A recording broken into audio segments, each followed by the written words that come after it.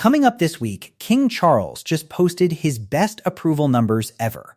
So why did the same family stay completely silent on Meghan's birthday? Plus, is Harry really pushing for his father to join him at the Invictus Games? We'll get into what that would actually mean. And a new royal baby, born somewhere nobody expected, plus what it means for a line of succession that's already being reshaped by an ongoing police investigation. Later, the questions the internet can't stop Googling about the royals. We're answering them. All that and more right after this. Let's start here. Meghan turned 45 this week. Pool photos, balloons, the usual Instagram moment, and this time a kitchen dance video too, by the sound of it, with Harry filming in the background. That tracks. That's very much her style at this point, isn't it? A curated glimpse, never a full one. Right, and that's actually worth talking about on its own, because whatever you think of the content itself, the format hasn't changed in years. It's always the same mix, aspirational, a little playful, tightly controlled. Do you think that's calculated, or is that just who she is at this point? Probably both. Honestly, I don't think those are mutually exclusive. She was a working actress for years. Before any of this, she knows how to present for a camera. That doesn't mean it's insincere. It just means it's practiced. Fair, but here's the actual headline from this week, no post from any official royal account. Not the palace, not Kensington, not a single word. 6th year running, isn't it? Ever since she and Harry stepped back in 2020. Is that a snub though, or is it just policy? I think it's genuinely policy at this point. The official accounts only post birthday wishes for working royals that's been consistent for years now. It's not a decision anyone's making fresh every August. It's just how the system is built. Once you're outside the working royal structure, you're outside the communication structure too. Does that feel harsh to you though? 6 years is a long time to just not exist on the calendar. It's less harsh and more mechanical, I think. It's not that anyone's actively sitting down and deciding to ignore her. It's that the system was never built to include her once she left it the same way her children don't get public birthday posts either, for exactly the same reason. Right, Archie and Lilibet, nothing for them either. Nothing, which actually undercuts the idea that this is personal to Meghan specifically. It's structural. So does that mean nothing at all happens behind the scenes? Not necessarily. My guess is Charles is the most likely to reach out privately, a card, a message through staff, that sort of thing. He's generally avoided public coldness toward her specifically, even when the broader relationship with Harry has been rocky. What about William? Different story entirely, I think. That relationship hasn't recovered, and I don't think a birthday message changes that. If anything happens there, it's going to take a lot more than August 4th. So we've basically got two separate tracks here, a slow, maybe thawing relationship with Charles, and something with William that's just stalled. That's exactly how I describe it. And that split is going to matter for some of the other stories we're covering today. 6 years is genuinely a long stretch, though. Do you think there's any version of this where the policy softens, where an exception eventually gets made? I doubt it, honestly, because the moment you make one exception, you've created a precedent for every other non-working royal who might want the same treatment. Institutions tend to avoid that kind of precedent setting, even when the individual case seems sympathetic. So it's not really about Meghan specifically at all. It's about protecting the rule itself. That's how I'd read it, yes, which doesn't make it feel any less pointed from the outside, I imagine, but structurally, that's what's happening. While we're on the subject of Meghan, let's talk about where she actually stands business-wise, because that's been its own story this year. The As Ever brand has been the big one, the jam, the wine, the homeware pieces. And there's the Netflix side too, both the lifestyle show and now this newer cooking-focused project. Is any of it actually landing, would you say? It's hard to know for certain. From the outside, these companies don't publish detailed sales figures the way public companies do. But the general read is that the products sell reasonably well on release, driven largely by name recognition and media coverage, rather than becoming an enduring retail brand the way, say, Martha Stewart's empire has over decades. That's an interesting comparison, actually, because Stewart's been fairly candid in interviews about finding Meghan's career pivot a bit hard to square, going from actress to duchess to lifestyle entrepreneur in the span of a few years. I can see that read. Stewart built her brand over 40 plus years of consistent output. Meghan's trying to compress something similar into a much shorter window off the back of a very different kind of fame. It's not really a fair comparison in either direction, but I understand why people draw it. Does the Royal Association help the business, or does it complicate it at this point? Probably both, and I don't think that tension goes away. The name recognition is obviously valuable. It gets her covered by outlets that wouldn't look twice at a random lifestyle brand. But it also means every product launch gets read through a royal lens rather than just a business one, which isn't necessarily what you'd want if you're trying to build something that stands on its own. So the very thing giving her a platform is also the thing making it hard to be judged as just an entrepreneur. That's the bind, I think. And it's probably not one that resolves easily, given how tightly her public identity is still tied to that period of her life, whether she wants it to be or not. Speaking of Charles, here's the number that actually surprised me this week. 68% approval. Highest of his entire reign. That is a genuinely strong number.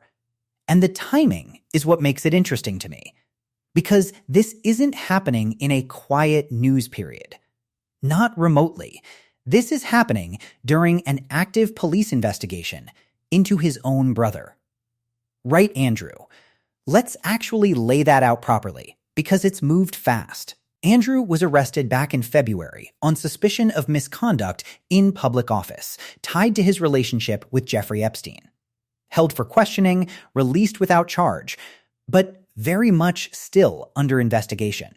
And the government's already said they're looking at legislation to formally remove him from the line of succession, but only once police finish their work. So this isn't resolved. It's ongoing, and it's the kind of story that would normally drag a monarchy's numbers down, which makes Charles climbing through it, not despite it happening earlier and recovering climbing during it, the more interesting detail. It suggests people have drawn a pretty clear line between Charles and his brother. I think that's right. And it's worth remembering a YouGov poll taken right after Andrew's arrest found something like 82% of people thought he should be stripped from the succession entirely. That's about as close to public consensus as polling gets on anything royal, so the public clearly isn't extending Andrew any benefit of the doubt. But Charles isn't getting dragged down by association. Exactly. And I think that comes back to visibility. Honestly, Charles is doing state visits, public engagements, being seen constantly as the working head of the institution. Andrew's been completely removed from public life since well before this. No titles, no residence at Royal Lodge, nothing. He's simply not in the frame anymore, so his scandal doesn't attach itself to Charles by proximity. Same logic we were just applying to Meghan. Actually, visibility shapes how people update their opinions. It's the same mechanism working in two completely different directions. Charles benefits from being seen. Andrew and Meghan, for very different reasons, don't get seen at all, and their numbers reflect that in opposite ways. Andrew's rock bottom because of what he's accused of. Meghan's just flat, because there's no fresh information for people to update on, which is almost a stranger position to be in when you think about it. Andrew's unpopular because of something. Meghan's unpopular-ish because of nothing new happening at all.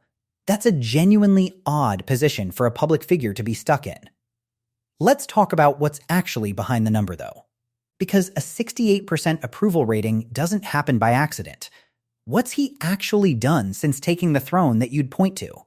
Quite a lot, honestly. The state visit to the United States stands out navigating a genuinely difficult political relationship without a single major misstep, which isn't something every head of state manages, royal or elected. There's also been the tax transparency move First Monarch to publish detailed figures voluntarily, and the decision to formally strip Andrew of his titles and residence well before this year's arrest, which in hindsight looks like it was ahead of where public opinion eventually landed. That last one's interesting, because it means he'd already drawn a line with his brother before the scandal became what it is now. Exactly. And I think that's part of why his numbers held up so well through February.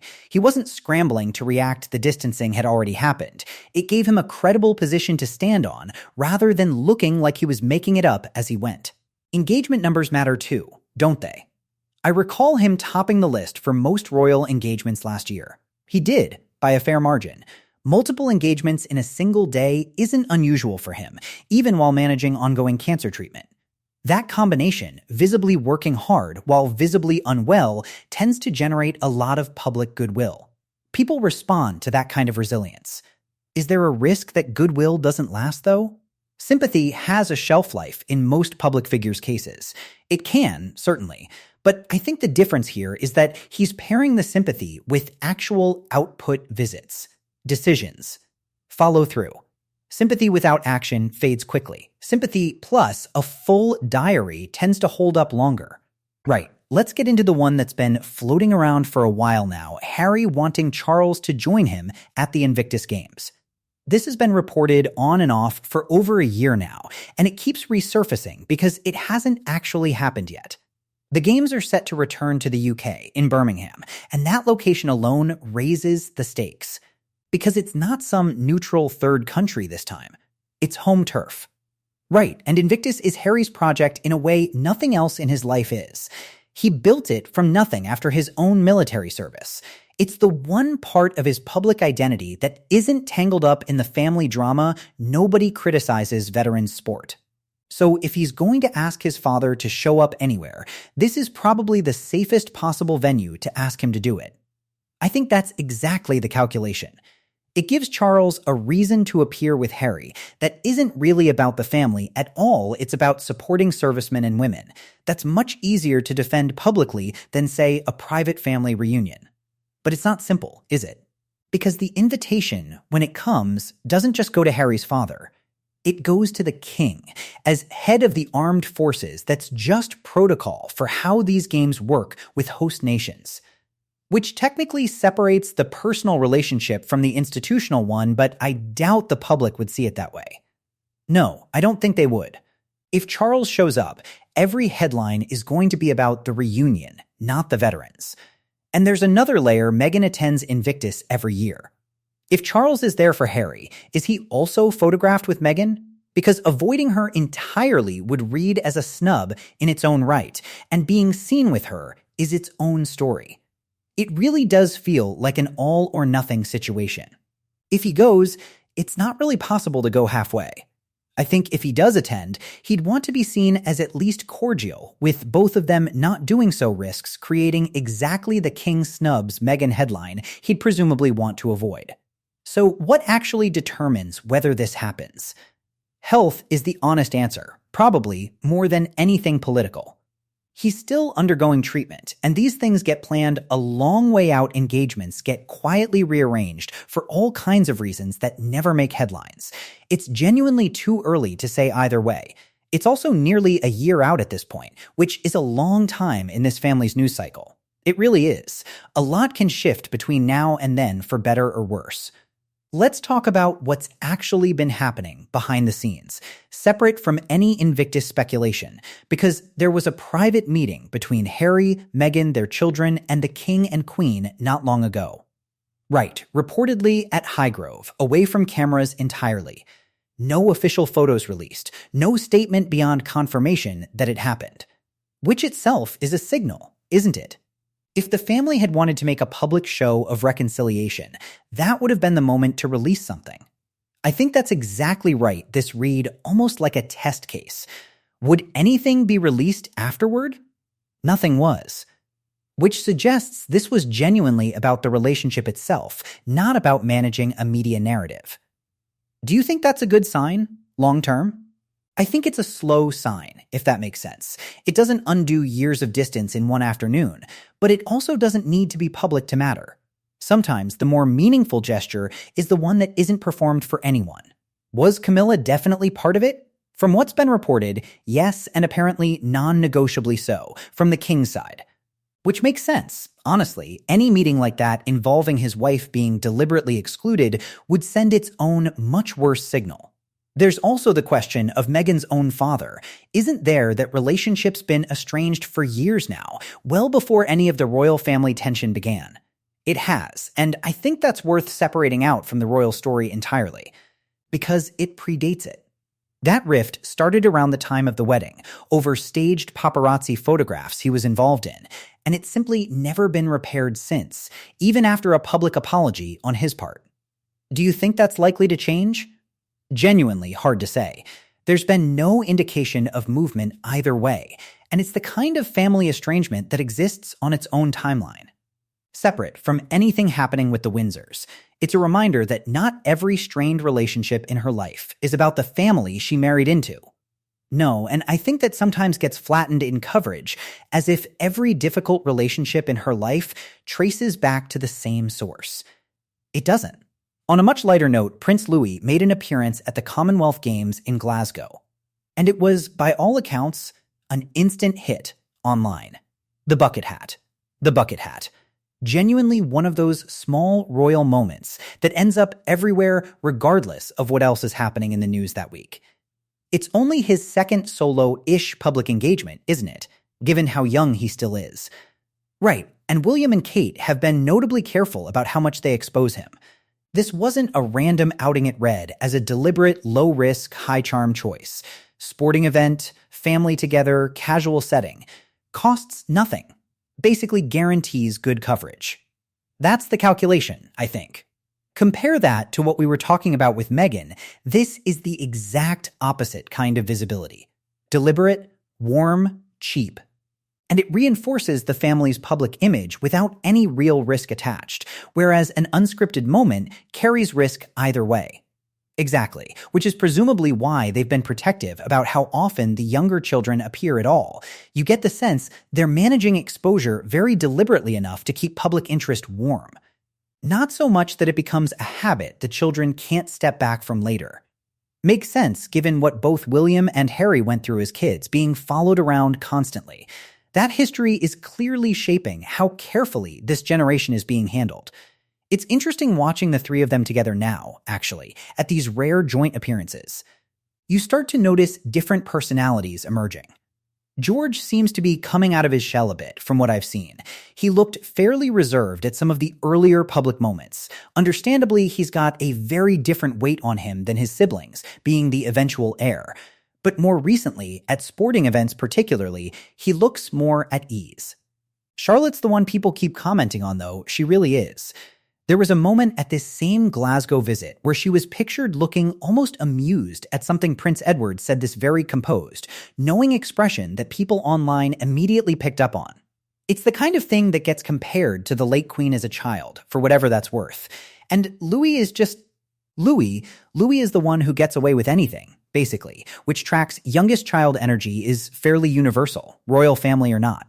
Do you think there's a risk in how much attention even these small moments generate, though? A bucket hat becomes a headline. There's always a balance to strike. I think the family's approach so far has been to allow occasional, tightly controlled glimpses rather than either full exposure or complete secrecy. It seems to be working, in the sense that public affection for all three children stays high without any of them being treated as a spectacle the way earlier royal children sometimes were.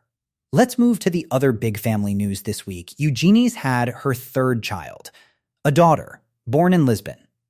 Not London, interestingly, which is becoming something of a pattern. Actually, Lilibet was born in California. Now this, 2 royal adjacent births abroad in recent years, which used to be almost unheard of. Does that surprise you? A little, yes, but it also highlights something worth noting: the different reception each birth got. Eugenie's arrival got an immediate, warm public statement from the palace. Meghan's birthday got silence. Similar situation geographically, both away from the UK, completely different public response. Because Eugenie's still institutionally in, even without being a working royal in the day-to-day sense. Right, that's the distinction. It's not really about where you are physically. It's about whether you're still inside the family's public communication structure. There's a succession wrinkle here too, isn't there? There is this new baby is 15th in line to the throne, which quietly pushes Prince Edward down to 16th, and Princess Anne, despite being one of the most active working royals by engagement count, even further down the list. Which is the strange part. Really, the order has nothing to do with who's actually doing the job. It's pure bloodline math. Anne could do 1,000 engagements a year, and it wouldn't move her position at all. And most of the people high up that list right now will probably never be working royals in any meaningful sense. Which brings us actually to the succession question that's a lot less charming than a new baby. Let's go back to Andrew, because this is where the succession conversation gets genuinely serious rather than just a matter of birth order. Right, to recap where things actually stand. He was arrested in February on suspicion of misconduct in public office, tied to his relationship with Epstein. Released under investigation, not charged. The investigation is still active, and there's no fixed timeline for when or if charges get brought. And separately from any criminal outcome, the government's already said they're considering legislation to formally remove him from the succession once police conclude their work. Which is a much bigger deal than it sounds, because it's not something the king can just decide unilaterally. No, it would need an act of parliament, and because the monarch is head of state in multiple Commonwealth countries, it would likely need agreement from places like Canada and Australia too. It's a genuinely slow, complicated process, not a signature on a form. So even if everyone agreed today that Andrew should be removed, it could still take a long time to actually happen. That's right. And there's a harder question buried in it.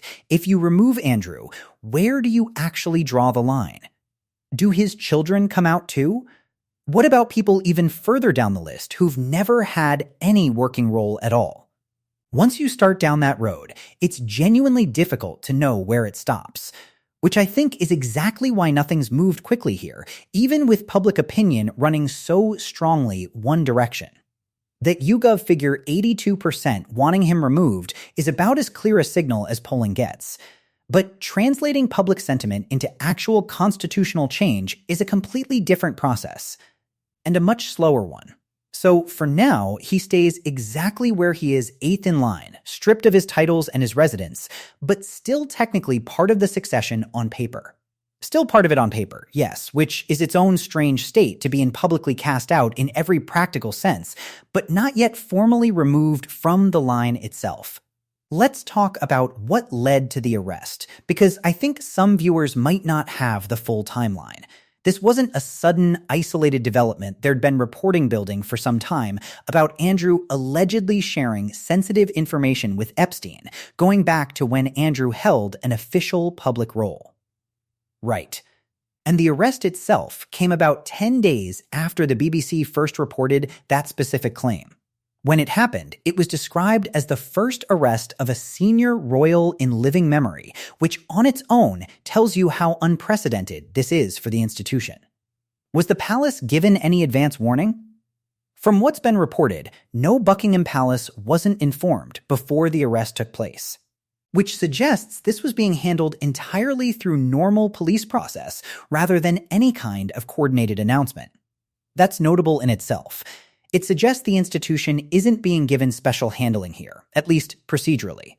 Charles's own public statement afterward was fairly careful, too. He said he'd learned of it with deepest concern, pledged full cooperation with the investigation, and said the law had to take its course. No defense of his brother, no distancing beyond what was already public, just a fairly neutral procedural response. Which, going back to what we discussed earlier, probably helped rather than hurt his approval numbers. He didn't overreact, and he didn't appear to be protecting him either. Exactly the tightrope he seems to have walked reasonably well through all of this. And Andrew himself, has he said anything publicly since the arrest? Very little. He's maintained his innocence throughout, as he has with the broader Epstein-related allegations for years now, but he hasn't made any new public statement specifically addressing the arrest itself, which, given the circumstances, is probably the advice most lawyers would give. Almost certainly. So if you had to sum up everything we've covered, record approval for Charles, silence for Meghan, a possible Invictus reunion, Louis in a bucket hat, a new baby reshuffling the succession, and Andrew still technically in it despite everything, what's the actual through line here? I think it's that visibility and absence do very different things to public opinion, and this week gave us almost a perfect illustration of both directions at once. Charles being everywhere keeps his numbers climbing, even through his brother's scandal. Louis being wheeled out for one carefully chosen afternoon does the same thing in miniature. Meghan being nowhere keeps her numbers frozen. And Andrew being nowhere, but for entirely different reasons, keeps his numbers in the floor. So it's less about right and wrong, more about who's still standing in the frame. That's really the pattern underneath almost every story we've covered today. Right. Let's do the bit where we answer what people are actually Googling about the royals this week. First one, does the line of succession ever actually get reshuffled in real time? Constantly, actually, every royal birth technically shifts everyone below them down a spot. Most people never notice because it rarely affects anyone near the very top of the list. Next, how is royal approval actually measured? Mostly through polling trackers, YouGov's the major one in the UK. They ask a consistent panel the same questions repeatedly so you can track genuine shifts over time instead of relying on a single one-off snapshot. Next, can the line of succession legally be changed by the monarch alone? No, and that's actually relevant to what we just discussed with Andrew. It requires legislation and act of parliament, and because of the Commonwealth realms, agreement from multiple other countries too. It's not something that can happen with a royal decision alone. Next, do former working royals get any official acknowledgement from the family at all? Occasionally, for major milestones, but it's inconsistent, and when it happens, it tends to happen privately rather than through official channels. Next, has a senior royal ever actually been arrested before? Not in living memory, as far as the public record goes, which is part of why this year's story around Andrew has been treated as such a significant moment, regardless of how the investigation itself concludes. Next one, can the king himself ever be prosecuted for anything? No, and that's actually a genuine constitutional principle, not just tradition the crown can't be prosecuted by its own courts, since prosecutions are technically brought in the monarch's name. It's a legal quirk that only applies to the reigning monarch specifically, not the wider family, which explains why Andrew's situation is completely different. He's not the monarch. So none of that protection applies to him. Exactly right. Different legal category entirely. Last one, can members of the royal family run for political office? Technically, nothing legally prevents it, as far as most constitutional experts describe it, but it would almost certainly require stepping back from royal duties entirely first. Since the monarchy's whole role depends on staying above party politics, it's never actually been tested in practice, because no working royal has tried. So it's one of those questions where the honest answer is probably in theory, but nobody's ever going to find out. That's about the size of it? Yes, all right. Let's end on something lighter. Quickfire round doesn't need to be deep, just quick answers. Go for it. After Meghan's ice cream sundae combination this week, raspberry spread, vanilla, shortbread, sprinkles, what's your own weird food combination? Honestly, mince pie with a slice of cheddar on top. Warm, ideally, sounds strange, works beautifully. Sweet and savory together. I respect that. Mine's simpler, I'm a Marmite person. On everything. Toast, obviously, but I've tried it in a few odder places too. Bold, all right Louis in the bucket hat got people talking about bringing back 90s fashion. What era or trend do you think deserves a comeback? I'd say the oversized parka, honestly, practical, iconic, and frankly better than half of what passes for outdoor wear now. Agreed. I'd bring back the tracksuit as daywear thing, not for any good reason, just nostalgia. Last one, it's Meghan's birthday. If you had to guess Harry's actual gift this year, what would you put money on? Something sentimental rather than expensive. I'd guess maybe a framed photo from that recent family meeting with the king. That kind of thing tends to matter more to people in their position than another expensive object. I like that guess. I'll go stranger something handmade, or at least styled to look that way for the cameras eventually, if it ever surfaces. We'll never actually know, will we? Almost certainly not. Which is probably exactly how they'd want it. That's it for this week's Royal Watch. Record numbers for Charles, silence for Meghan, a possible reunion at Invictus, a very charming appearance from Prince Louis, a new royal baby, and a succession question around Andrew that's nowhere near resolved. Plenty to keep talking about, as always. If you want more of this every week, make sure you're subscribed. We'll see you next time.